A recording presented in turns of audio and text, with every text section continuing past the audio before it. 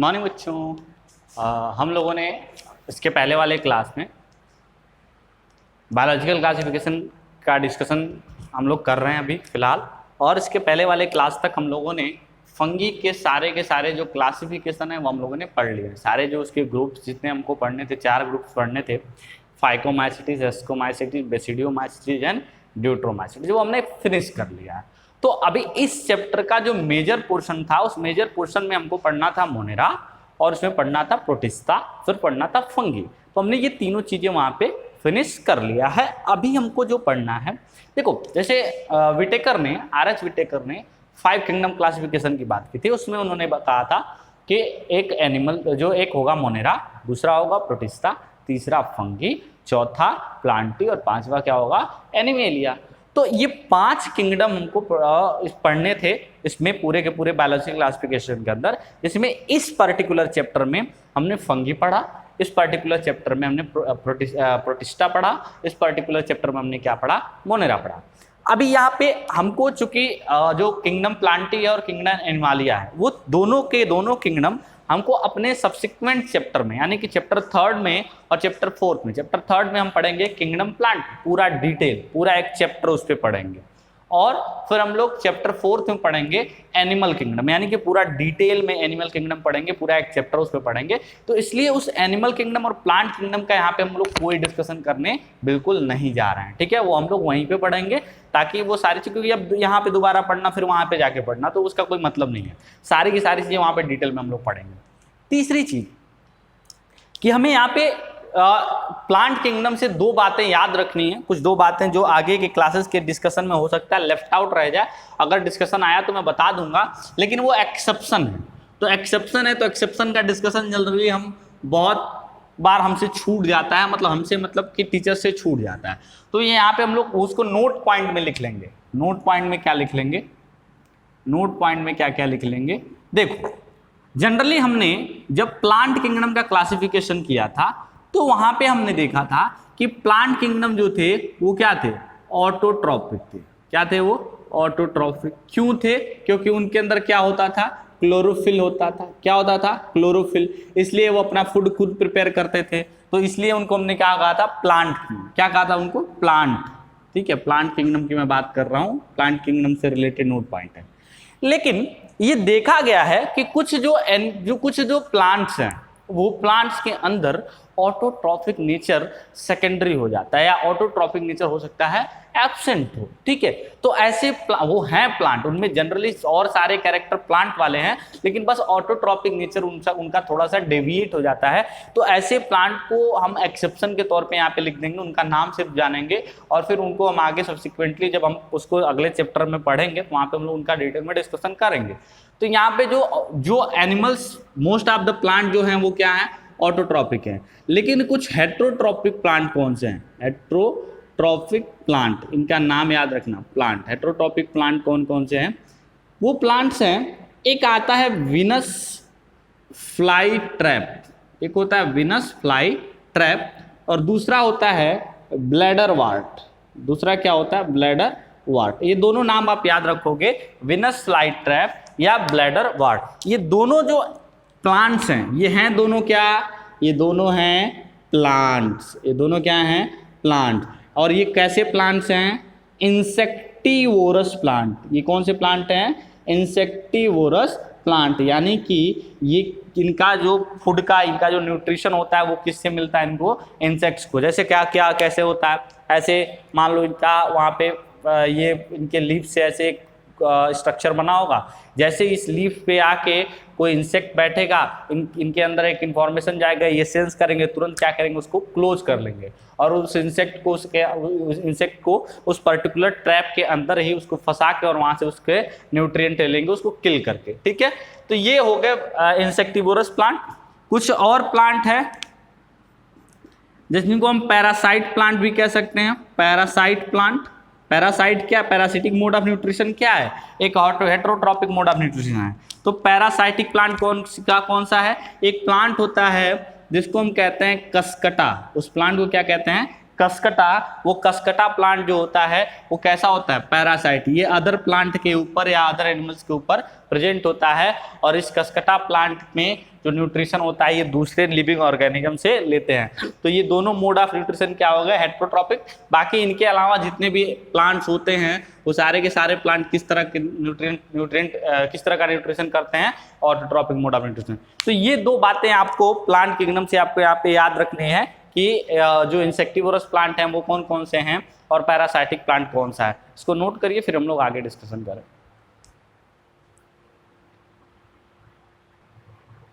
चलो नोट हो गया।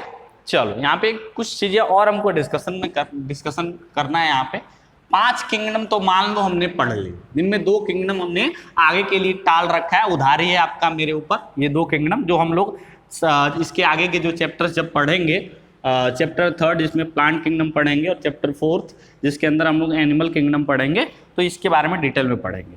अब इतना मान के चलो कि हमारे पास ये जो 5 किंगडम क्लासिफिकेशन के अंदर 5 किंगडम थे आर.एच. व्हिटेकर के, उसका डिस्कशन हमने कर लिया। अब देखो आर.एच. व्हिटेकर ने जब क्लासिफिकेशन किया तो उन्होंने ये माना कि मैंने जितने भी लिविंग ऑर्गेनिजम्स थे उन सारे लिविंग ऑर्गेनिजम्स को हमने क्या कर लिया, एक्यूमुलेट कर लिया है, मतलब उनको हमने इसमें कंसीडर करके और उनका क्लासिफिकेशन कर दिया। लेकिन एक चीज सोचो, जैसे बैक्टीरिया से लेके और व्हेल तक का क्लासिफिकेशन किसने कर दिया था, हमारे आर.एच. व्हिटेकर ने कर दिया था। लेकिन एक माइक्रो ऑर्गेनिज्म जिसको हम ऑर्गेनिज्म नहीं कह सकते, क्यों नहीं कह सकते, तुमने चैप्टर 1 में पढ़ा था कि भाई जो लिविंग ऑर्गेनिजम्स होते थे उनका क्या कैरेक्टरिस्टिक प्रॉपर्टी था, उनके अंदर सेलुलर ऑर्गेनाइजेशन होना चाहिए, उनके अंदर कॉन्शियसनेस होना चाहिए, उनके अंदर मेटाबॉलिक रिएक्शन होने चाहिए, ये 3 चीजें होनी चाहिए एटलीस्ट। तो जैसे एक होता है वायरस, कुछ लिस्ट में बताता हूं यहाँ पे। एक होता है वायरस, एक होता है प्रियॉन, एक होता है वायरस वायरॉइड, एक होता है वायरॉइड, एक होता है लाइकेन, एक होता है लाइकेन, और एक होता है माइकोराइजा, माइकोराइजा। ठीक है, ये 5 चीजें मोस्टली, इसके अलावा भी चीजें हो सकती हैं, लेकिन मोस्टली ये 5 चीजें, वायरस, प्रियॉन और वायरॉइड, ये तीनों जो इन 5 में से ये जो तीनों हैं, ये तीनों जब होस्ट सेल से बाहर रहते हैं, जब होस्ट सेल से बाहर रहते हैं आउट, तो ये क्या होते हैं, नॉन लिविंग होते हैं। ये क्या होते हैं, नॉन लिविंग। क्यों इसलिए नॉन लिविंग होते हैं, क्योंकि ये जनरली या तो न्यूक्लियो प्रोटीन यानी इनके अंदर जेनेटिक मटेरियल और प्रोटीन होगा, या फिर सिर्फ प्रोटीन होगा, या फिर सिर्फ जेनेटिक मटेरियल होगा।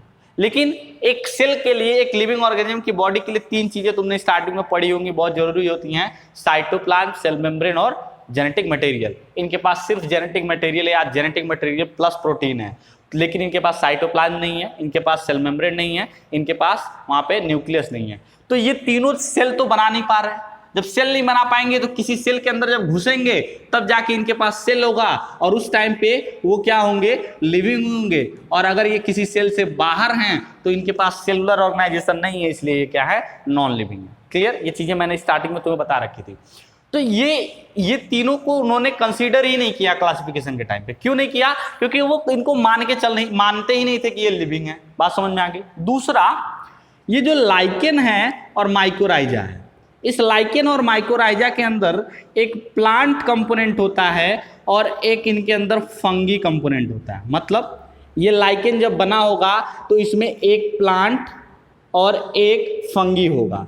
ये जो माइकोराइजा बना होगा इसमें एक प्लांट और एक फंगी होगा। मतलब एक प्लांट और एक फंगी दोनों इस प्रकार आपस में जुड़े होते हैं कि बाहर से देखने वाले को लगेगा कि एक ऑर्गेनिज्म है, लेकिन अंदर से हमें ये पता चलता है कि वो जो स्ट्रक्चर तुम्हें दिख रहा है वो 2 अलग अलग ऑर्गेनिज्म से मिलकर बना है। तो ये तीनों तो ऑर्गेनिज्म नहीं थे, इसलिए इनको कंसीडर नहीं किया। इन दोनों में क्या था कि इन दोनों के अंदर एक से ज्यादा ऑर्गेनिज्म प्रेजेंट थे, इसको भी इसलिए कंसीडर नहीं किया क्लासिफिकेशन के टाइम पे। तो ये 5 चीजें अभी हम लोग फिलहाल इसमें डिस्कशन करेंगे। इनको आप किस फॉर्म में नोट करोगे, exception of 5 kingdom classification, exception of 5 kingdom classification. 5 kingdom classification का एक्सेप्शन कौन कौन सा है, ये आप इसको नोट करिए, फिर हम लोग आगे इसमें डिस्कशन करेंगे।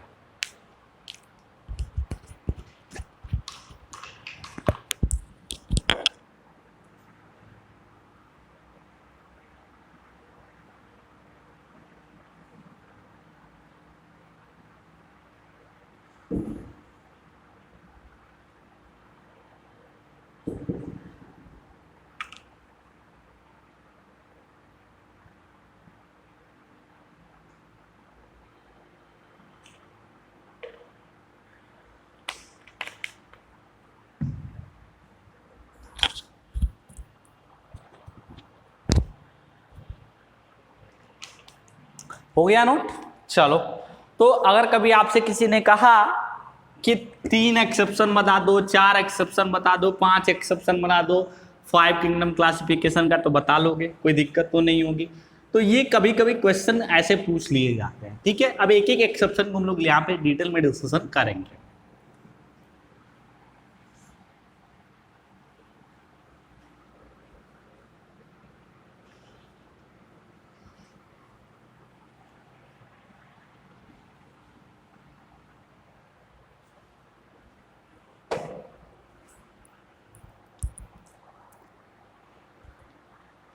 देखो, पहला हम लोग एक्सेप्शन यहाँ पे डिस्कशन करेंगे, exception 1।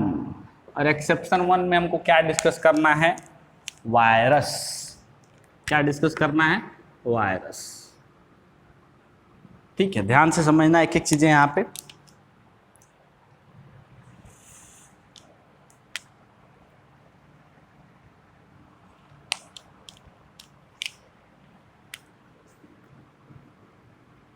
The word virus means poisonous fluid. Poisonous fluid. देखो, एक चीज सबसे पहला जो यहाँ पे मैंने तुम्हें टर्म लिखा है, वो टर्म क्या लिखा है? The word virus means poisonous fluid. Virus का मतलब होता है poisonous fluid। कहने का क्या मतलब है कि वायरस को जब पहली बार किसी ने देखा होगा, तो उस टाइम पे ये उन्होंने उसको नाम दे दिया होगा पॉइजनस फ्लूइड। और ये पॉइजनस फ्लूइड के लिए जो पर्टिकुलर लैटिन वर्ड यूज होता है, उस वर्ड का मतलब क्या होता है? वायरस। ठीक है, तो वायरस चूंकि वहां पे हमेशा ये हार्मफुल इफेक्ट शो करता है, इसलिए इसको हम क्या कहते हैं? पॉइजनस फ्लूइड कहते हैं। ठीक है, ये जो टर्म वायरस है, ये दिया किसने था?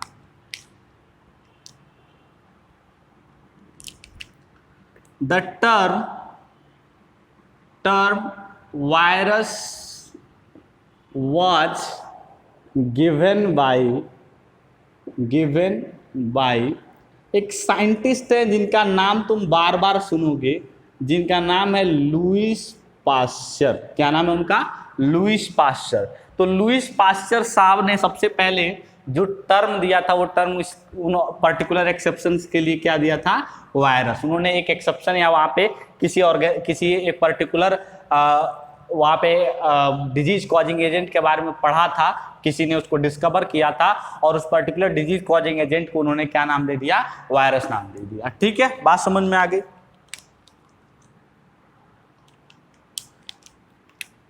नेक्स्ट, इसके बाद जो क्या बात है इस पे जाननी है हमको। The virus was firstly discovered by एक साइंटिस्ट हैं जिनका नाम है डेमेट्री इवानोव्स्की। उनका नाम क्या है? डेमेट्री इवानोव्स्की। ये डेमेट्री इवानोव्स्की ने सबसे पहले वायरस डिस्कवर किया था, और जो पहला वायरस डिस्कवर हुआ था, उस वायरस का क्या नाम था? टोबैको मोजैक वायरस, TMV कहते हैं इसको। क्या कहते हैं? TMV। तो सबसे पहला वायरस जो डिस्कवर हुआ था, वो किसने डिस्कवर किया था? डेमेट्री इवानोव्स्की ने। सबसे पहला वायरस किसने डिस्कवर किया था? डेमेट्री इवानोव्स्की ने। कौन सा वायरस था? टोबैको मोज़ेक वायरस, जिसको हम TMV कहते हैं। इस उन्होंने जब डिस्कवरी कर दी तो डिस्कवरी के बाद जो नाम दिया था वायरस, वो किसने दिया था? लुईस पास्चर ने। ठीक है, क्या नाम दिया था उन्होंने?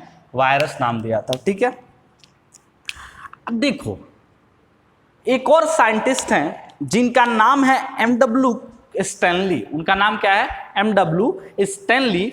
स्टैनली ने सबसे पहले बताया था कि जो वायरसेस हैं वो वायरसेस को आप क्रिस्टलाइज कर सकते हो। वायरसेस को क्या कर सकते हो? क्रिस्टलाइज कर सकते हो। बात समझ में आ रही है? उन्होंने क्या नाम दिया था? उन्होंने सबसे पहले क्या बताया था कि वायरसेस को आप क्या कर सकते हो? क्रिस्टलाइज कर सकते हो। ध्यान से समझना है।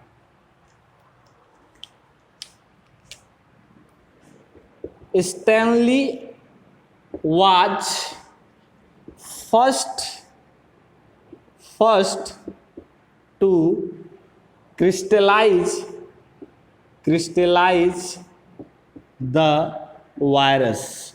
वायरस को सबसे पहले क्रिस्टलाइज किसने किया था? स्टैनली ने। और जब उन्होंने क्रिस्टलाइज कर दिया था तो इस क्रिस्टलाइज होने की प्रॉपर्टी से ये पता चला कि वायरस के अंदर क्या प्रेजेंट है? प्रोटीन प्रेजेंट है। वायरस के अंदर क्या प्रेजेंट है? प्रोटीन प्रेजेंट है। Which show that virus contain protein. देखो ये हिस्ट्री वाली बातें हैं, और हिस्ट्री वाली बातें तुम्हें अच्छी नहीं लगेंगी। एक तो बायोलॉजी, ऊपर से उसमें हिस्ट्री, तो तुम्हें वो हो सकता है अच्छी ना लगे, लेकिन अच्छी लगे ना लगे तुम्हें याद तो रखना पड़ेगा। वायरस टर्म किसने दिया था? लुईस पास्चर ने। क्या टर्म का मतलब होता है? Poisonous fluid. जो वायरस होता है उस वायरस को सबसे पहले डिस्कवर किसने किया था? डेमेट्री इवानोव्स्की ने। कौन सा वायरस? जब डिस्कवर करने के बाद में उसकी स्टडी की गई तो ये बताया गया कि टोबैको मोज़ेक वायरस जो था वो पहली बार डिस्कवर हुआ था। और किसने डिस्कवर किया था? डेमेट्री इवानोव्स्की ने। स्टैनली नाम के एक साइंटिस्ट ने क्या किया कि वायरस को क्रिस्टलाइज करने की कोशिश की, और वायरस क्या हो गया? क्रिस्टल के फॉर्म में कन्वर्ट हो गया। तो इससे ये पता चला कि वायरस के अंदर क्या प्रेजेंट है? वायरस के अंदर प्रेजेंट है क्या? वहां पे वायरस के अंदर प्रेजेंट है वहां पे प्रोटीन। बात समझ में आ गई? वायरस के अंदर क्या प्रेजेंट है? प्रोटीन प्रेजेंट है। क्लियर? नोट करो, फिर हम लोग आगे डिस्कस करें।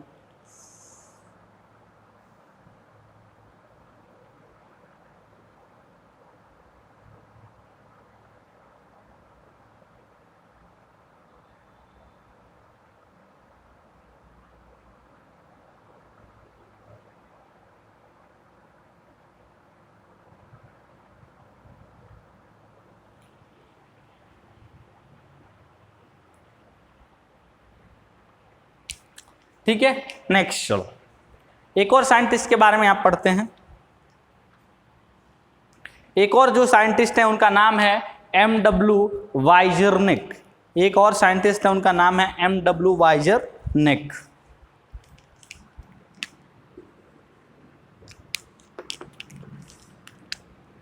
MW वाइजरनिक एक साइंटिस्ट है। उन्होंने क्या किया था? ध्यान से समझना। जैसे मान लो क्या किया उन्होंने कि एक टोबैको का प्लांट लिया। टोबैको का प्लांट लिया, मान लो ये ऐसे टोबैको का प्लांट था, प्लांट के लीव्स थे, ऐसे टोबैको का प्लांट था। उन्होंने क्या किया कि यहाँ से जिस टोबैको प्लांट में मोज़ेक था, जिस टोबैको प्लांट के अंदर एक डिजीज हुआ था टोबैको मोज़ेक वायरस के वजह से, उन्होंने यहाँ से उस वायरस को उठाया और उस वायरस को एक फ्रेश टोबैको प्लांट में, ये इन्फेक्टेड प्लांट था और ये क्या था? फ्रेश प्लांट था। इस फ्रेश प्लांट के ऊपर उसको लाके रख दिया। उन्होंने ये देखा कि उन्होंने ये देखा कि एक ऐसा प्लांट जिसके अंदर, या एक ऐसा वायरस या एक ऐसा प्लांट का पार्ट जिसके अंदर वायरस ने इन्फेक्शन किया हुआ है, उसको अगर फ्रेश प्लांट के ऊपर रखोगे तो उस फ्रेश प्लांट के ऊपर भी क्या हो जाएगा? इन्फेक्शन हो जाएगा। इसलिए उन्होंने इसको डेमोन्स्ट्रेट किया कि जो इन्फेक्टेड पार्ट ऑफ प्लांट होते हैं, वो इन्फेक्टेड टोबैको जो प्लांट होते हैं, वो फ्रेश प्लांट के अंदर भी क्या कर सकते हैं? वो वहां पे फ्रेश प्लांट के अंदर इन्फेक्शन कॉज कर सकते हैं। बात समझ में आ गई? क्लियर है? देखो ध्यान से फिर से।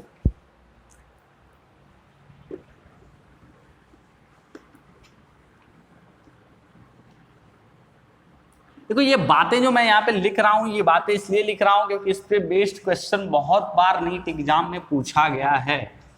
और मैंने तुम्हें पहले भी कहा है कि एक एक लाइन का मतलब तुम्हें समझ में आना चाहिए एनसीईआरटी के, अगर तुम किसी भी तरह के कॉम्पिटिटिव एग्जाम के बारे में सोच रहे हो तो MW वाइजरनिक ने क्या देखा, एक ऐसा प्लांट जिसके अंदर टोबैको मोजैक वायरस यानी कि टीएमबी की वजह से इन्फेक्शन था।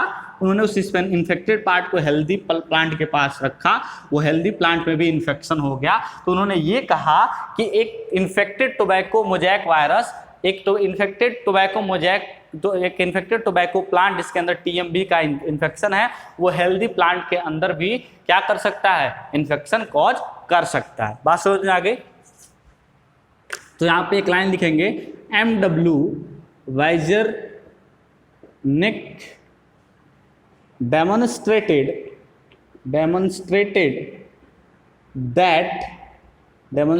that an TMB infected tobacco plant can cause infection in healthy tobacco plant। उन्होंने ये कहा कि एक ऐसा टोबैको का प्लांट जिसके पास टीएमबी का इन्फेक्शन है, वो एक फ्रेश प्लांट के में वो इन्फेक्शन कॉज कर सकता है। इसलिए उन्होंने वायरस के लिए एक टर्म कहा, वायरस के लिए एक लाइन कहा। उस लाइन का मतलब क्या है? उन्होंने ये कहा कि जो वायरस होता है वो वायरस कंटामिनेट कर देता है हेल्दी प्लांट को। तो उन्होंने क्या कहा? उन्होंने कहा कंटेजियम वाइबम फ्लूइडम, एक टर्म कहा था वायरस के लिए, कंटेजियम वाइबम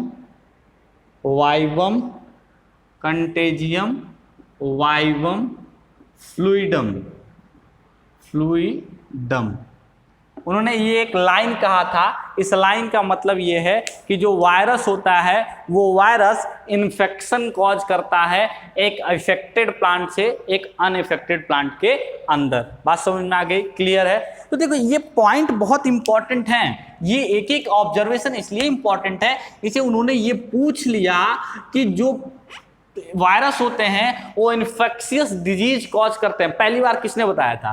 तो पहली बार किसने बताया था? MW वाइजरनिक ने, क्योंकि उन्होंने दिखाया था कि एक इन्फेक्टेड जो प्लांट का पार्ट है वो एक हेल्दी प्लांट के पार्ट में इन्फेक्शन कॉज कर सकता है। इसलिए उन्होंने क्या लाइन कहा था? Contagium वाइबम fluidum. बात समझ में आ गई? क्लियर है? पूरी बात समझ में आ गई? बोलो। एक लाइन और यहां पे लिखो कि जो वायरस होते हैं वो ऑब्लिगेट पैरासाइट होते हैं। Viruses are obligate parasite। Obligate parasite का मतलब क्या है? ऑब्लिगेट पैरासाइट का मतलब होता है कि इनका जो लाइफ साइकिल है वो विदाउट पैरासिटिक नेचर शो किए कंप्लीट नहीं हो सकता। इनको किसी ना किसी, ये वायरस जो होता है एक बार प्रोड्यूस हुआ तो किसी ना किसी ऑर्गेनिज्म की बॉडी के अंदर जाके या किसी ना किसी सेल के अंदर जाके और वहां से को अपने आप को और ज्यादा मल्टीप्लाई करेगा, तभी जाके इसका लाइफ साइकिल कंप्लीट होगा। बात समझ में आ गई? क्लियर है? तो ये कुछ इंपॉर्टेंट पॉइंट्स हैं वायरस के बारे में, नोट करिए, फिर कुछ और इंपॉर्टेंट पॉइंट यहाँ पे डिस्कस करेंगे।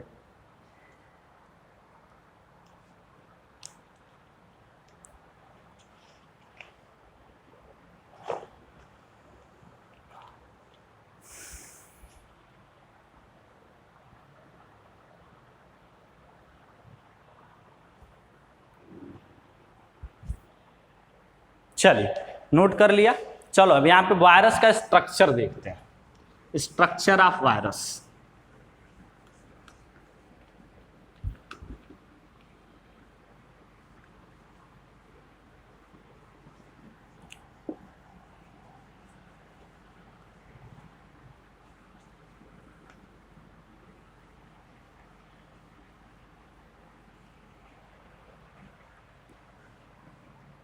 चलो देखते हैं structure of virus. Structure of virus, virus का स्ट्रक्चर। देखो एक लाइन लिखूंगा और इसका स्ट्रक्चर यहां पे कंप्लीट हो जाएगा। क्या लाइन लिखूंगा? Virus is a nucleo protein. Virus जो होता है वो एक न्यूक्लियो प्रोटीन होता है। बस डेफिनेशन, स्ट्रक्चर, सब कुछ फिनिश इस एक लाइन में। वायरस क्या होता है? न्यूक्लियो प्रोटीन होता है। और इस एक लाइन में आप वायरस के सारे स्ट्रक्चर समझ जाओगे। क्या क्या है समझना कोशिश करना। Nucleo protein, nucleo protein, nucleo word यहाँ पे है इसलिए न्यूक्लियो वर्ड है। न्यूक्लियो वर्ड शो करता है न्यूक्लिक एसिड। क्या शो करता है nucleo word? Nucleic acid. Nucleic acid का मतलब जेनेटिक मटेरियल, जेनेटिक मटेरियल। ठीक है, तो वायरस के अंदर न्यूक्लिक एसिड होता है यानी कि जेनेटिक मटेरियल होता है। और प्रोटीन का मतलब प्रोटीन होता है। प्रोटीन का मतलब क्या होता है? प्रोटीन। ये तो समझ में आता है तुम्हें। तो यानी कि वायरस का जब स्ट्रक्चर तुम देखोगे तो वायरस जो होता है वो दो चीजों से मिलकर बना होता है, एक जेनेटिक मटेरियल और एक किससे मिलकर बना होता है? प्रोटीन से मिलकर बना होता है। क्लियर? यानी वायरस का जो स्ट्रक्चर होता है, वायरस के स्ट्रक्चर में क्या क्या प्रेजेंट होता है? प्रोटीन और जेनेटिक मटेरियल। पहले बात करेंगे जेनेटिक मटेरियल की, फिर बात करेंगे प्रोटीन की। पहले बात करेंगे जेनेटिक मटेरियल की। ध्यान से समझना।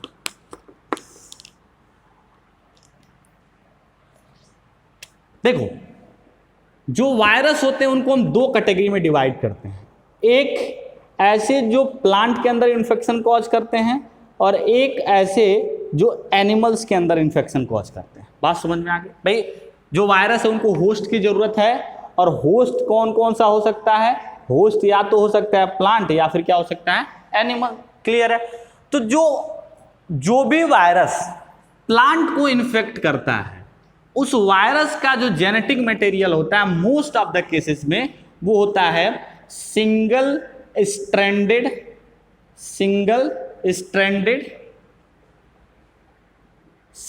Stranded RNA. मतलब क्या है कहने का कि ऐसा बहुत कम केसेस में आपको देखने को मिलेगा जहां पे कोई प्लांट को इन्फेक्ट करने वाला वायरस उसका genetic material single stranded RNA ना हो। मोस्ट ऑफ द 99% केसेस में क्या होता है कि जो भी वायरसेस प्लांट को इन्फेक्ट करते हैं उनका जो जेनेटिक मटेरियल होता है वो क्या होता है? Single stranded RNA. जैसे देखो स्ट्रैंडेड का मतलब क्या है वो समझो। जैसे जब तुमको जब अभी कह दूं कि डीएनए का स्ट्रक्चर बना दो, तुम क्या करोगे? ऐसे कर दोगे, ऐसे करके ऐसे कर दोगे, ऐसे कर दोगे डीएनए। देखो ये डीएनए का स्ट्रक्चर ठीक है, लेकिन इस स्ट्रक्चर में तुम देखोगे कि दो अलग अलग हेड थ्रेड लाइक स्ट्रक्चर आपस में ऐसे उलझे हुए दिख रहे हैं। तो ये जो स्ट्रक्चर है ये है स्ट्रैंड। ये क्या है? स्ट्रैंड है। तो ये जब डीएनए को देखोगे तो डीएनए क्या है? एक डबल स्ट्रैंडेड है। क्या है? डबल स्ट्रैंडेड है। बात समझ में आ गई? और जो आरएनए होता है वो क्या होता है? सिंगल स्ट्रैंडेड है। क्या है? Single stranded. हो सकता है किसी किसी केस में आरएनए डबल स्ट्रैंडेड भी हो जाए और हो सकता है किसी किसी केस में डीएनए सिंगल स्ट्रैंडेड हो जाए। क्लियर है? बात समझ में आ गई? देखो ध्यान से। नेक्स्ट, एनिमल को इन्फेक्ट करने वाले वायरस दो तरीके के हो सकते हैं। दो तरीके के हो सकते हैं उनके अंदर जेनेटिक मटेरियल। कौन कौन सा? या तो उनके अंदर सिंगल स्ट्रैंडेड, सिंगल या फिर डबल स्ट्रैंडेड आरएनए होगा, या फिर डबल स्ट्रैंडेड डीएनए होगा। क्या होगा? डबल स्ट्रैंडेड डीएनए होगा। ध्यान से समझो। मैंने ये कहा कि अगर वायरस प्लांट को होस्ट मानता है और प्लांट के अंदर इन्फेक्शन काज करता है तो डेफिनेटली उसका जेनेटिक मटेरियल क्या होगा? Single stranded RNA. यहां पे ये कॉन्सेप्ट क्लियर। अगर वो एनिमल को होस्ट बनाता है तो उसके अंदर अगर डीएनए जेनेटिक मटेरियल है तो वो क्या होगा? Double stranded. लेकिन अगर आरएनए है तो हो सकता है वो सिंगल स्ट्रैंडेड भी हो सकता है, वो डबल स्ट्रैंडेड भी हो। क्लियर है? बात समझ में आ गई? चलो इसको नोट करो, फिर हम लोग प्रोटीन के बारे में पढ़ेंगे और फिर कुछ वायरसेस के बारे में यहाँ पे डिटेल में पढ़ेंगे। नोट करो इसको फटाफट।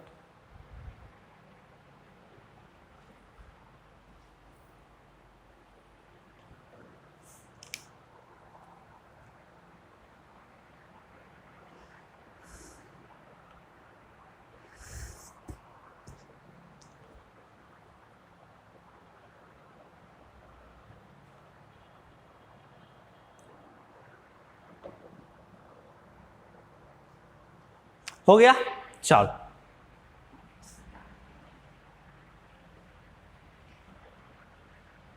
तो ये तो रही न्यूक्लिक एसिड की बात पर्टिकुलर वायरसेस में। अब यहाँ पे देखो प्रोटीन कोट जो होता है वो हर एक वायरस के अंदर होता है। वहां पे किसी देखो प्रोटीन का टाइप वहां पे बताने की जरूरत नहीं। एक वायरस का फिगर आपके बुक में दिया है, उस वायरस को कहते हैं TMV, टोबैको मोजैक वायरस। उस वायरस क्या कहते हैं? TMV, tobacco mosaic virus. ध्यान से देखना, वो वायरस का नाम क्या है? टोबैको मोजैक वायरस, यानी कि TMV। ध्यान से देखो, वहां पे देखोगे एक ऐसे धागे के जैसा स्ट्रक्चर ऐसे, ठीक है, ऐसे धागे के जैसा स्ट्रक्चर वहां पे प्रेजेंट है। कुछ ऐसा है, हॉरिजॉन्टल है तो हॉरिजॉन्टल ही बनाता हूँ, कुछ ऐसा स्ट्रक्चर प्रेजेंट है वहाँ, ठीक है, धागे के जैसा। तो यहाँ पे ध्यान से देखो, मैंने बताया था कि अगर ऐसे होगा तो डबल स्ट्रैंडेड, ऐसे है तो सिंगल स्ट्रैंडेड। तो देखो यहाँ पे ध्यान से एक ही धागे जैसा स्ट्रक्चर दिख रहा है, तो इसलिए ये क्या है? Single stranded. और चूंकि किसमें इन्फेक्शन कॉज कर रहा है? टोबैको के अंदर। टोबैको क्या है? प्लांट है। तो ये जो जेनेटिक मटेरियल तुम्हें दिख रहा है ऑब्वियसली ये क्या है? RNA। क्यों? क्योंकि मैंने बताया था प्लांट को इन्फेक्शन कॉज करने वाले जो वायरसेस होते हैं उनके अंदर जेनेटिक मटेरियल क्या होता है? RNA। फिर यहाँ पे देखोगे कि इस पूरे के पूरे जो स्ट्रक्चर तुम्हें दिख रहा है उस पर कुछ इस तरह का पैच दिखेगा, इस तरह का पैच दिखेगा, ठीक है, ऐसे ऐसे पैचेज दिख रहे होंगे ऐसे। ये जो पैचेज है, ये पूरा का पूरा जो पैच है, ये पूरा का पूरा पैच, ये पूरा का पूरा स्ट्रक्चर, अगर इस पूरे स्ट्रक्चर में से सिर्फ RNA निकाल दें तो जो बच रहा है वो प्रोटीन का लेयर है। वो किसका लेयर है? प्रोटीन है। और उस प्रोटीन को क्या कहते हैं? कैप्सिड। क्या कहते हैं उसको? कैप्सिड। ध्यान से समझ में आ गया? जो आप देख रहे हो यहाँ पे स्ट्रक्चर, इस स्ट्रक्चर में जो एक धागे के जैसा स्ट्रक्चर दिख रहा है वो क्या है? RNA। उसके अलावा जो स्ट्रक्चर है वो क्या है? प्रोटीन। और प्रोटीन को हम क्या कहते हैं? कैप्सिड। ये जो प्रोटीन तुम देख रहे हो, इस प्रोटीन के अंदर जो एक एक ये मॉलिक्यूल तुम्हें दिख रहा है, एक एक जो इसका यूनिट दिख रहा है, इस यूनिट को, हर एक सिंगल यूनिट को हम कहते हैं कैप्सोमियर। क्या कहते हैं इसको? कैप्सोमियर। यानी कि पूरा का पूरा कैप्सिड बहुत ढेर सारे कैप्सोमियर से मिलके बना है, इसलिए उसको हम क्या कहते हैं? कैप्सिड कहते हैं। तो एक वायरस के अंदर दो चीजें क्या क्या? जेनेटिक मटेरियल यानी कि न्यूक्लिक एसिड और प्रोटीन। प्रोटीन का जो लेयर होता है उसको हम कहते हैं कैप्सिड। एक यूनिट को उसको क्या कहते हैं? कैप्सोमियर कहते हैं। क्या कहते हैं उसको? कैप्सोमियर कहते हैं। बात समझ में आ गई? कोई दिक्कत है? चलो अब ये स्ट्रक्चर की बात होगी। अब यहां पे देखें कि जो वायरस की लाइफ साइकिल होती है, उस लाइफ साइकिल को हम क्या कहते हैं? उस लाइफ साइकिल में आखिर होता क्या क्या चीज है?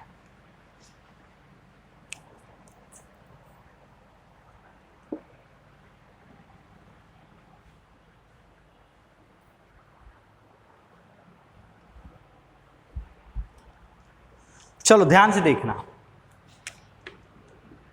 ये समझो कि एक कोई सेल है, ठीक है, इस सेल के अंदर ये मान लो न्यूक्लियस है, और इस न्यूक्लियस के अंदर ये मान लो कोई जेनेटिक मटेरियल है, ये जेनेटिक मटेरियल प्रेजेंट है। ये कोई नॉर्मल सेल है, ये क्या है?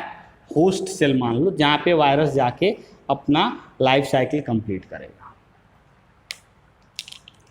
मैंने बताया कि वायरस के अंदर न्यूक्लियोप्रोटीन होता है, वायरस न्यूक्लियोप्रोटीन होता है, यानी कि एक मान लो ये जेनेटिक मटेरियल हो गया, और इस जेनेटिक मटेरियल के ऊपर ये मान लो ब्लैक कलर का जेनेटिक मटेरियल हो गया, और इस जेनेटिक मटेरियल के ऊपर ढेर सारे यहाँ पे तुमको प्रोटीन के ऐसे लेयर मिल गए। ध्यान से, ये मान लो कोई वायरस है। अब ये वायरस जब होस्ट सेल से बाहर है तो इस वायरस को कहते हैं वायरियन। क्या कहते हैं? वायरियन। बात समझ में आ गई? जब वायरस होस्ट सेल से बाहर होता है तो उस वायरस को हम क्या कहते हैं? वायरियन। VIRION, वायरियन कहते हैं। ठीक है। और इस स्टेट में ये जो वायरियन जो होता है ये आउटसाइड द होस्ट होता है। ये क्या होता है? आउटसाइड द होस्ट होता है। ठीक है। और ये इस स्टेज में क्या होता है? इनएक्टिव होता है। ये क्या होता है? इनएक्टिव होता है। बात समझ में आ गई? मतलब वायरियन ऐसा वायरस है जो होस्ट से बाहर है और वो क्या है? इनएक्टिव स्टेट में। अब होगा क्या? ध्यान से देख रहा, ये वायरस मूव करते हुए पहुंचेगा कहां पे? इस पर्टिकुलर होस्ट सेल के पास। और जैसे ही होस्ट सेल के पास पहुंचेगा, जो प्रोटीन का लेयर है वो सेल मेम्ब्रेन या सेल वॉल के बाहर ऐसे रह जाएगा, बच जाएगा। और यहां से जो जेनेटिक मटेरियल है वो जेनेटिक मटेरियल इसके अंदर एंट्री कर जाएगा। पास हो जाएगी। कहने का मतलब क्या था? वायरस गया इस होस्ट सेल के पास उसको इन्फेक्ट करने के लिए, और वहाँ पे वो क्या हुआ कि जो प्रोटीन है वो बाहर रह गया और जो हमारा जेनेटिक मटेरियल उस वायरस का था वो कहाँ चला गया? सेल के अंदर। और जैसे ही जेनेटिक मटेरियल सेल के अंदर गया, साइटोप्लाज्म को क्रॉस करते हुए कहाँ पहुँच जाता है? ये न्यूक्लियस के अंदर। और न्यूक्लियस के अंदर जाके ये जो उस पर्टिकुलर होस्ट सेल का जो जेनेटिक मटेरियल है इसी के साथ आके ऐसे जुड़ जाएगा। ठीक है। जुड़ के क्या करेगा कि और ढेर सारे वायरस प्रोड्यूस करेगा। भाई देखो, रेप्लिकेशन पढ़ा है, डीएनए कॉपी कर करके और ढेर सारे डीएनए प्रोड्यूस करता है। अब मान लो ये सेल जब डिवाइड होगा तो जब 2 सेल बनेगा तो यहाँ पे एक सेल जो होगा इसके अंदर वायरस था तो दूसरे सेल के अंदर भी वायरस होगा।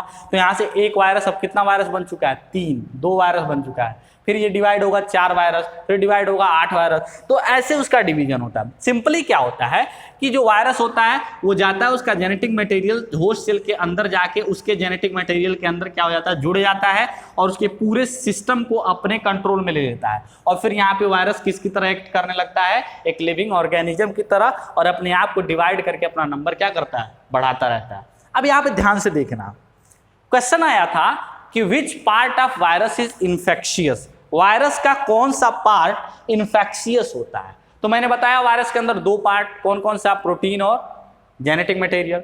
इन्फेक्शन किसकी वजह से हुआ? प्रोटीन तो बाहर ही रह गया। इन्फेक्शन किसकी वजह से हुआ है? जेनेटिक मटेरियल की वजह से। तो इसलिए यहां पे लिख सकते हो कि जेनेटिक मटेरियल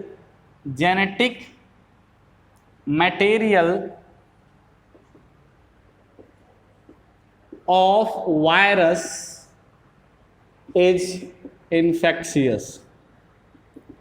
वायरस का जेनेटिक मटेरियल क्या होता है? इन्फेक्शियस होता है। क्लियर है? तो ये यहाँ पे आपके सामने वायरस का जो कंप्लीट लाइफ साइकिल है वो यहाँ पे आपके सामने प्रेजेंट है। इसको नोट करिए, फिर हम लोग नेक्स्ट जो एक्सेप्शन है उसको डिस्कस करेंगे। चलो, तो यहाँ पे खत्म हो गया आपका वायरस। अब हमको नेक्स्ट एक्सेप्शन देखना है और उसमें हमको डिस्कस करना है वायरॉइड। नेक्स्ट एक्सेप्शन डिस्कस क्या करना है? वायरॉइड। वायरॉइड क्या होता है उसको पहले हम यहाँ पे डिस्कस करेंगे, फिर प्रियॉन डिस्कस करेंगे। अब इसके बाद जो भी चीजें बच जाती हैं हमारे यहाँ पे वो छोटी छोटी चीजें हैं। हम लोग नेक्स्ट जो लेक्चर में चीजें हैं जब हम लोग डिस्कस करेंगे तो उसमें माइकोराइजा, लाइकेन और जो चीजें यहाँ पे बच जाएंगी वो डिस्कस करके फिर कुछ इंपॉर्टेंट क्वेश्चन जो इस टॉपिक पे आए हुए हैं उसको डिस्कस करेंगे। ठीक है। तो अभी हम लोग को यहाँ पे डिस्कस करना है एक्सेप्शन नंबर 2। और एक्सेप्शन नंबर 2 क्या है? एक्सेप्शन नंबर 2 है वायरॉइड। एक्सेप्शन नंबर 2 क्या है? वायरॉइड है। वायरॉइड, देखो वायरॉइड जो होता है वो भी एक एक्सेप्शन है। वो इसलिए एक्सेप्शन है क्योंकि उसके पास भी सेलुलर स्ट्रक्चर नहीं है, ना उसके पास साइटोप्लाज्म है अपना, ना उसके पास अपना सेल मेम्ब्रेन है, ना उसके पास अपना न्यूक्लियस है। तो इसलिए वो क्या है? एक एक्सेप्शन है। उसको आर.एच. विटेकर ने अपने क्लासिफिकेशन में उसको इंक्लूड नहीं किया था। ठीक है। तो जो वायरॉइड होता है उसके बारे में 2-3 बातें क्या हमको यहाँ पे जाननी है वो देखो। Viroids are smallest known infectious agent. Smallest known infectious agent. देखो मैंने तुमको बताया था कि माइकोप्लाज्मा या पीपीएलओ जो होता है वो स्मॉलेस्ट नोन ऑर्गेनिज्म है, लिविंग है वो। लेकिन यहाँ पे वायरॉइड जो है ये लिविंग नहीं है। तो स्मॉलेस्ट नोन इंफेक्शियस एजेंट जो कि इंफेक्शन कॉज करता है वो कौन है? वायरॉइड है। कौन है? वायरॉइड। ठीक है, जो वायरॉइड का डिस्कवरी सबसे पहले एक साइंटिस्ट ने किया था जिनका नाम था टीओ डेनर। उनका क्या नाम था? टीओ डेनर। वायरॉइड वॉज, यहां पे जो तुम्हें लिखना है, viroid was discovered by T O Diener. T O Diener नाम के एक साइंटिस्ट ने डिस्कवर किया था। ध्यान से समझना है यहाँ पे कुछ बातें। वायरॉइड क्या होता है? Viroid are simply single stranded free RNA. ध्यान से सब इस पूरे लाइन का मतलब ये समझ में आ गया तो पूरा वायरॉइड तुम्हें यहाँ पे समझ में आ जाएगा। Single stranded free RNA. Viroid completely क्या है? Single stranded free RNA. मैंने वायरस बताया था, तो वायरस में मैंने कहा था कि न्यूक्लियो प्रोटीन होता है। क्या होता है? Nucleo protein. क्यों ऐसा कहा था? क्योंकि उसके अंदर प्रोटीन भी था और न्यूक्लिक एसिड आरएनए या डीएनए हो सकता था। लेकिन वायरॉइड के केस में क्या है कि सिर्फ न्यूक्लिक एसिड प्रेजेंट है, प्रोटीन प्रेजेंट नहीं है। प्रोटीन क्या है? एब्सेंट है। लेकिन न्यूक्लिक एसिड में भी यहाँ वायरस में डीएनए और आरएनए दोनों हो सकता है, लेकिन जो वायरॉइड होता है उसमें सिर्फ क्या होता है? सिंगल स्ट्रैंडेड आरएनए होता है। क्लियर? तो हम यहाँ पे एक लाइन और लिखेंगे कि वायरॉइड लैक प्रोटीन। वायरॉइड के पास प्रोटीन नहीं होता है। वायरॉइड के अंदर प्रोटीन नहीं होता है। क्लियर है? बात समझ में आ गई? क्लियर है? बात पूरी समझ में आ गई? यहां पे एग्जाम्पल देखेंगे। एग्जाम्पल में viroid cause potato spindle disease. Potato के अंदर एक डिजीज होता है जहां पे स्पिंडल फॉर्मेशन होता है, तो ये डिजीज कौन काज करता है? वायरॉइड काज करता है। टोबैको मोजैक वायरस था जो टोबैको के अंदर मोजैक फॉर्मेशन करता था, तो वो टोबैको के अंदर डिजीज कॉज करता था। वायरॉइड किसके अंदर डिजीज कॉज करता है? पोटैटो प्लांट के अंदर। और कौन सा डिजीज कॉज करता है? पोटैटो स्पिंडल डिजीज कॉज करता है। क्लियर है? तो इतनी बातें वायरॉइड के लिए आपके पास जो वायरॉइड के लिए सफिशिएंट है। नेक्स्ट इसको नोट करिए, फिर हम लोग डिस्कस करेंगे प्रियॉन।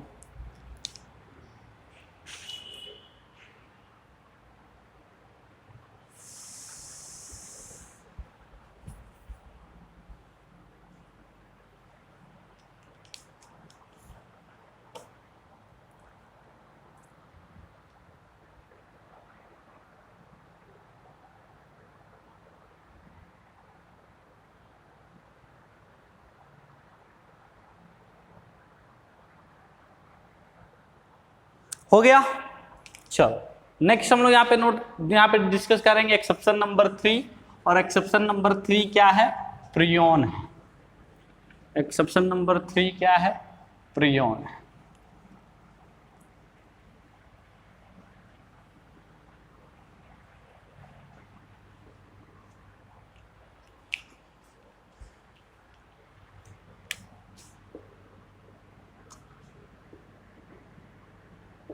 प्रियॉन्स ध्यान से समझना।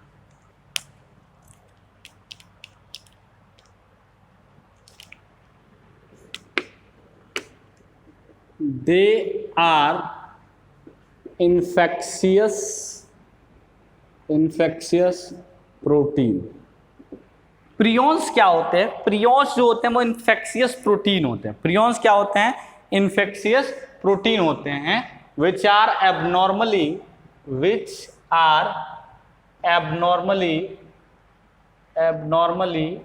folded।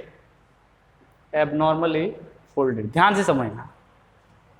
मैंने ये कहा कि वायरस जो होता है वो वायरस क्या होता है कि एक न्यूक्लियो प्रोटीन यानी न्यूक्लिक एसिड और प्रोटीन दोनों प्रेजेंट है। फिर मैंने तुम्हें वायरॉइड बताया और मैंने बताया कि वायरॉइड जो होता है उसके अंदर सिंगल स्ट्रैंडेड आरएनए यानी कि सिर्फ वहाँ पे जेनेटिक मटेरियल प्रेजेंट है, न्यूक्लिक एसिड। यहाँ प्रियॉन जो होता है उसके अंदर सिर्फ क्या प्रेजेंट है? प्रोटीन प्रेजेंट है। यानी प्रियोन कंप्लीटली किससे बना है? प्रोटीन से, जो क्या कॉज करता है? इन्फेक्शन कॉज करता है। प्रियोन क्या है? एक प्रोटीन है जो क्या कॉज करता है? इन्फेक्शन कॉज करता है। क्लियर है बात, समझ में आ गई? जो प्रोटीन होता है इसका साइज नियर अबाउट वायरस के जैसा होता है। They are equal to virus in size. Virus के साइज के इक्वल इनका साइज होता है। प्रियोन का साइज जो होता है वो वायरस के इक्वल साइज का होता है। वायरस के इक्वल साइज का होता है। ठीक है, इनका इफेक्ट कहाँ पे होता है? इनका इफेक्ट होता है न्यूरोलॉजिकल डिजीज। ये जो वायरस होते हैं जब ये इन्फेक्शन कॉज करते हैं तो कहाँ पे डिजीज कॉज करते हैं?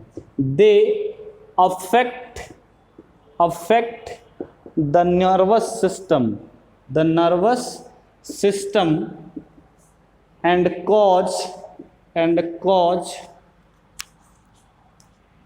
and cause neurological disease. ये न्यूरोलॉजिकल डिजीज कॉज करते हैं। बात समझ में आ गई? इनके ये जो जब ये किसी ऑर्गेनिज्म के अंदर, किसी एनिमल के अंदर जब ये डिजीज कॉज करेंगे तो किस पार्ट को अफेक्ट करेंगे? नर्वस सिस्टम को। और क्या कॉज करेंगे? Neurological disease. एक डिजीज होता है BSE, बोवाइन स्पॉन्जिफरम इंसेफेलोपैथी। एक डिजीज होता है जिसको हम कहते हैं मैड काउ डिजीज। क्या कहते हैं? Mad cow disease.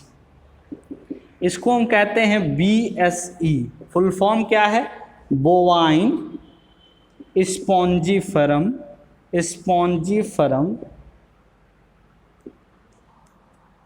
इंसेफेलोपैथी। ठीक है, ये bovine encephalopathy mad cow disease. देखो ये जो डिजीज है ये कौन कॉज करता है? प्रियोन कॉज करता है। ये कौन कॉज करता है? प्रियोन। जब ये काऊ के नर्वस सिस्टम को अफेक्ट करता है और काऊ एक पागल काऊ की तरह, मैड काऊ की तरह वो इधर उधर भागना स्टार्ट कर देती है, उसका नर्वस सिस्टम काम नहीं करता है, उस डिजीज को क्या कहते हैं? BSE डिजीज, यानी कि बोवाइन स्पॉन्जिफेरम डिजीज कहते हैं। ये कौन कॉज करता है? प्रियोन। इसी के जैसा जो सिम्टम काऊ के अंदर होता है BSE डिजीज के अंदर, ऐसे ही एक सिम्टम होता है CJD के अंदर। कौन सा डिजीज होता है? CJD। ये CJD जो होता है ये फुल फॉर्म होता है C. Jacob disease. ये डिजीज जो है ये किसके अंदर होता है? ह्यूमंस के अंदर। किसके अंदर होता है? ह्यूमंस के अंदर। और ये भी किसकी वजह से होता है? ये किसकी वजह से होता है? प्रियोन की वजह से। और ये इसमें भी जो सिम्टम होते हैं वो बोवाइन स्पॉन्जिफेरम इंसेफेलोपैथी के जैसा ही होता है। और ये जब ह्यूमन के अंदर ये डिजीज होता है तो ह्यूमन बहुत जल्दी सारी चीज़ें भूलने लगता है। तो ये प्रियोन्स के बारे में कुछ चीज़ें जो हैं, जानकारी है, वो आपको यहाँ पे नोट करिए। फिर हम लोग अगले टॉपिक की तरफ बढ़ेंगे।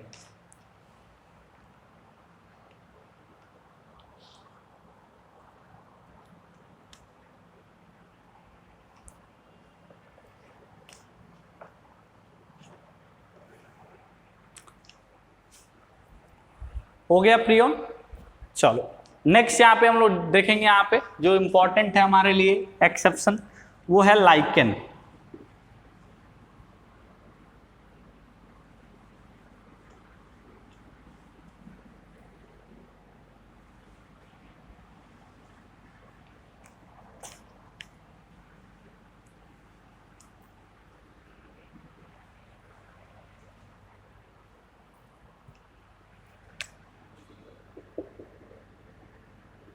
नेक्स्ट जो डिस्कस करना है वो करना है लाइकेंस। देखो लाइकेन जो होता है एक सिम्बायोटिक एसोसिएशन है। लाइकेन जो है एक सिम्बायोटिक एसोसिएशन है। Symbiotic association. अब ये क्या टर्म बता दिया सर आपने? देखो सिम का मतलब होता है आपस में। सिम का मतलब क्या होता है? आपस में बराबर बराबर। देखो लाइकेन के बारे में मैं चीजें बता देता हूं, आप बुक में पढ़ लेना, समझ में आ जाएगा। लाइकेन में क्या होता है कि एक फंगी एक अलगी, अलगी का मतलब होता है प्लांट का सिंपलर प्लांट के साथ। वो अलगी जब आप प्लांट जब क्लासिफिकेशन पढ़ोगे तो समझ में आएगा। एक फंगी एक अलगी के साथ मिलके एसोसिएशन में आपस में जुड़ जाते हैं। क्यों? क्योंकि पर्टिकुलर जो अलगी है वो और पर्टिकुलर जो फंगी है वो ये एक दूसरे के ऊपर वेरियस टाइप ऑफ फंक्शंस में एसोसिएटेड होते हैं। कैसे? जैसे लाइकेन, मान लो अगर तुमने ऐसा कुछ लाइकेन देखा, मान लो ये लाइकेन था, तो इस लाइकेन के अंदर दो चीजें होंगी, एक एल्गी होगी और एक क्या होगा, फंगी होगा। एल्गी और फंगी, एल्गी मान लो ऊपर रहती है, फंगी नीचे रहता है। एल्गी है और क्या है, फंगी है। तो एल्गी और फंगी दोनों आपस में जुड़ के एक स्ट्रक्चर बनाया, जिस स्ट्रक्चर को हमने क्या कहा, लाइकेन कहा। जो ये एल्गी होता है यानी कि किसी लाइकन का जो अलगल कंपोनेंट होता है उसको हम कहते हैं फाइकोबायोंट। क्या कहते हैं, फाइकोबायोंट। ऐसा सिम्बायोटिक एसोसिएशन जिसमें एक प्लांट मेंबर हो उसको हम क्या कहते हैं, फाइकोबायोंट। और जिसमें जो हमारा फंगी मेंबर होता है उसको हम कहते हैं माइकोबायोंट। क्या कहते हैं उसको, माइकोबायोंट। तो एक फंगी यानी कि एक माइकोबायोंट, एक अलगी यानी कि एक फाइकोबायोंट आपस में जुड़ के एक सिम्बायोटिक एसोसिएशन बनाया जिसको हमने क्या कहा, लाइकेन। इस सिम्बायोटिक एसोसिएशन में क्या होता है कि जो माइकोबायोंट है ये फाइकोबायोंट को वाटर के साथ साथ मिनरल प्रोवाइड करता है, प्लस इसके साथ साथ उसको स्ट्रेंथ प्रोवाइड करता है। ठीक है, प्रोटेक्शन प्रोवाइड करता है, स्ट्रेंथ प्रोवाइड करता है। और इसी वाटर और मिनरल को यूज करके जो फाइकोबायोंट है जब फूड प्रिपेयर करती है तो वो किसको प्रोवाइड करती है, माइकोबायोंट को। तो ये दोनों आपस में एक दूसरे के लाइफ साइकिल को कंप्लीट कराने के लिए एक दूसरे के ऊपर डिपेंडेंट है और आपस में जुड़ के रहते हैं। इसीलिए इस एसोसिएशन को क्या कहते हैं, सिम्बायोटिक एसोसिएशन। और ये सिम्बायोटिक एसोसिएशन जो एक फंगी और एक अलगी के बीच में बना उसको क्या कहा, हमने क्या कहा, लाइकेन कहा। एक और इंपॉर्टेंट पॉइंट क्या है, लाइकेन जो होता है ये सिर्फ और सिर्फ अनपॉल्यूटेड जगह पे उगता है। कहाँ पे उगता है, अनपॉल्यूटेड एरियाज में उगता है। यानी कि ये एसोसिएशन कहाँ पे तुम्हें देखने को मिलेगा, जहाँ पे अनपॉल्यूटेड एरिया होगा। यानी कि जहाँ पे लाइकेन है वहाँ पॉल्यूशन कम है, जहाँ पे लाइकेन नहीं है वहाँ पे पॉल्यूशन ज़्यादा है। तो ये पॉल्यूशन इंडिकेटर भी होता है लाइकेन। मैंने एक और बताया था तुम्हें, माइकोराइजा। एक और क्या बताया था, माइकोराइजा बताया था। देखो वो भी एक सिम्बायोटिक एसोसिएशन है। माइकोराइजा भी क्या है, एक सिम्बायोटिक एसोसिएशन है। इसके अंदर चीजें बदल क्या जाती हैं, इसके अंदर का जो फाइकोबायोंट होता है, इसके अंदर का जो फाइकोबायोंट होता है वो फाइकोबायोंट जो होता है वो हायर प्लांट्स में से कुछ होगा, जैसे टेरिडोफाइट हो गया या मान लो तुम्हारा जिम्नोस्पर्म हो गया, एंजियोस्पर्म। यहाँ पे क्या था, एल्गी था, यहाँ पे क्या है, हायर प्लांट। और जो माइकोबायोंट होता है वो माइकोबायोंट कौन होता है, फंगी होता है। काम दोनों में सेम होता है, एक एसोसिएशन हायर प्लांट के साथ है और दूसरा एसोसिएशन लोअर प्लांट के साथ है। तो दूसरा जो पहला वो लाइकेन और दूसरा क्या है, माइकोराइजा है। बात समझ में आ गई, क्लियर है? तो उसको नोट कर लीजिए। बाकी चीजें हम लोग अगले क्लास में जब मिलेंगे तो वहाँ पे क्वेश्चन डिस्कस करेंगे। इस तरह यहाँ से हमारा ये जो पूरा बायोलॉजिकल क्लासिफिकेशन का जो चैप्टर है वो कंप्लीट होता है। पढ़ते रहिए, टेक केयर।